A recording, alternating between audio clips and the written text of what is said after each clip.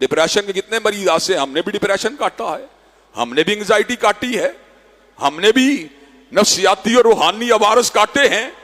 जब भी अमन मिला, सुकून मिला, कहां पे मिला?